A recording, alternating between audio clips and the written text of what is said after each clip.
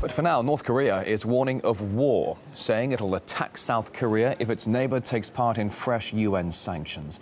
The ultimatum marks a third day of fiery rhetoric, with Pyongyang previously vowing more nuclear and ballistic tests. Let's get more perspective on the latest outspurt with James Corbett, editor of a Japan-based news website, joining us live here on RT. Good to see you today. So a third day of rhetoric from all sides now. Is there anything more to it, do you think, than just the usual saber rattling? North Korea is very good at doing that. They are indeed, aren't they? And it almost seems like it's working on a schedule now, as you might be able to remember that it was about 3 years ago that there was a similar missile test that caused a similar round of panic, and it was about 3 years before that that there was a similar test. So it almost seems to be working to a schedule. And one is tempted to throw up one's hands and say that this is just history repeating, here we go again. Except for the fact that in this case we have China actually voting with UN Security Council Resolution 2087 that is imposing some more sanctions on North Korea and condemning their satellite launch last month. And this is potentially interesting because right now, of course, China is in its leadership transition. So this potentially means that China might be coming around a little bit, and it might be more amenable to some sort of action on North Korea, because we might remember back in 2010 they tried to block the last UN Security Council resolution. So this might be a change. Certainly, it does seem, as you say, a possible changing of the tides there, perhaps even a regional shift with China changing its position on this against North Korea. China supporting, as you say, these UN sanctions against North Korea. But what are your thoughts, though, on this promise from Pyongyang of more nuclear tests? In the past, you and I have spoken here on RT. You've referred to Southeast Asia as a boiling pot. Do you think it can actually fit in an atomic firing range? I doubt the Western world would allow that to go through. Probably not. And once again, Pyongyang is an absolute wild card in this whole situation. And it really is just an irrational actor in the whole scene.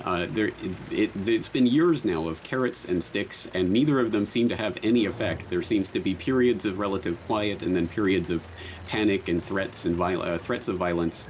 And so far that has failed to materialize into very much on the Korean Peninsula. But of course, it's always possible that some sort of some incident could come out of this. I don't think anyone, even the North Koreans, really want to see that. But I think it is a way of keeping focus on the region and keeping people coming back to the table with North Korea. But I don't think North Korea is ultimately going to be the actor that will have to be involved for a solution to this. I think this is going to have to involve China at some point, because they are the ones that are keeping North Korea on an economic leash and a lifeline right now. So China certainly could be one of the bigger, slightly less visible players in this big old argument that goes on back and forth, for example, between Washington and Pyongyang. You talk about the carrot and stick maneuver. We've seen that over sanctions, also over aid as well, going into North Korea for years and years and years. I must say, though, it is this last year that most of North Korea's shenanigans have been written down to Kim Jong-un's need to prove himself. Do you think in any way that could be the case? It certainly can. I can see this as a period where he's trying to establish his rule over North Korea, and it could be that type of rhetoric. And we even saw a bizarre move last month where I think Pyongyang was attempting to float the idea that they were open to talks with South Korea on the idea of reunification. And now suddenly they're turning around and threatening nuclear violence. So again, it's just a complete wild card.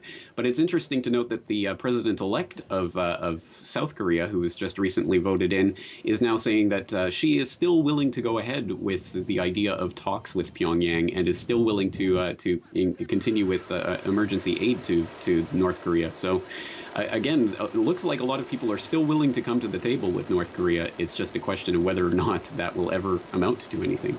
All right, Japan-based journalist James Corbett. Thank you.